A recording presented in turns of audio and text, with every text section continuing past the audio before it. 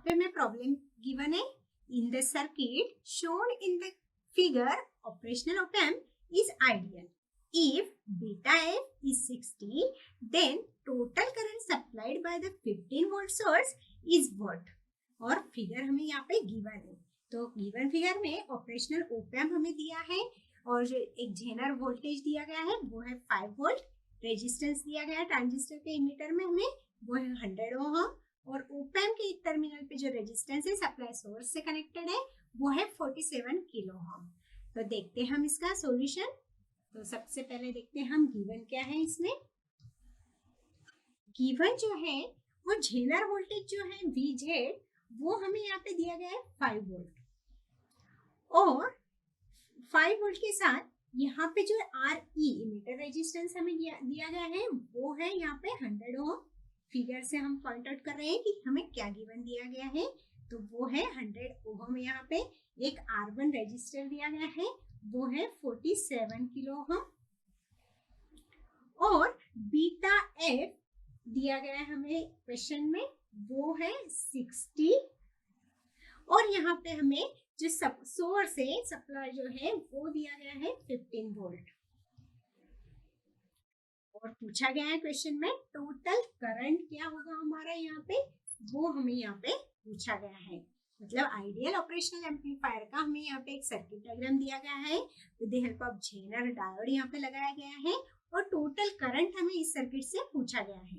तो देखते हैं कि जो इनपुट करंट रहता है ऑपरेशनल एम्पलीफायर का अगर वो 0 रहा तो हमें आउटपुट करंट यहाँ पे टोटल करंट क्या मिलेगा, तो वो रहेगा जेनर डायोड के क्रॉस में जो करंट रहेगा वो और एक IC करंट रहेगा जो कलेक्टर टर्मिनल के अक्रॉस में करंट रहेगा। डायग्राम से हम देख रहे हैं कि जो कलेक्टर टर्मिनल के अक्रॉस में जो करंट है वो इन दोनों का प्लस करके हमें यहाँ पे टोटल करंट मिल जाएगा।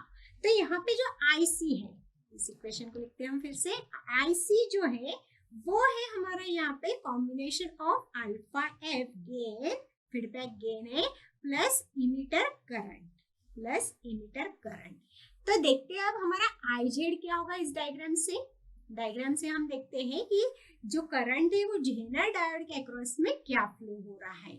तो देखते हैं IZ is equal to 15 supply जो सोर्स है वोल्टेज है वो है 15 माइनस 5 वोल्ट जो है वो है जेनर वोल्टेज डिवाइड बाय वहां पे एक रेजिस्टेंस लगाया गया है वो है 47K का, तो वो हो गया 47 इंटू 10⁻³ प्लस अल्फा एफ जो रहता है वो रहता है हमारा बीटा फैक्टर। तो अल्फा एफ को हम यहाँ पे नोटिफाई करेंगे beta factor 60 divide by beta feedback जो गेन है वो +1, तो वो हो जाएगा हमारा 60 डिवाइड बाय 61। मतलब अल्फा एफ की जो वैल्यू रहती है हमारी वो रहती है beta F divide by 1 plus beta F.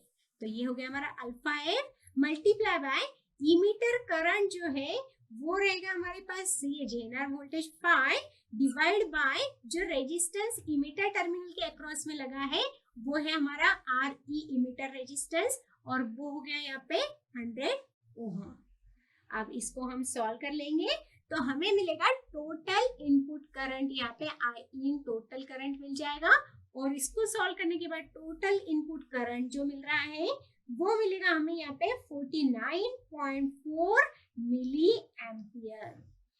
तो इस तरह से बहुत आसान सवाल था ये कि हमें टोटल करंट सर्किट से कैसे फाइंड आउट करना है। तो हमें पहले जेनर वोल्टेज के अक्रॉस का करंट यहाँ पे फाइंड आउट करना होगा और फिर ट्रांजिस्टर के अक्रॉस में कलेक्टर टर्मिनल के अक्रॉस में हमें करंट फाइंड आउट करना होगा।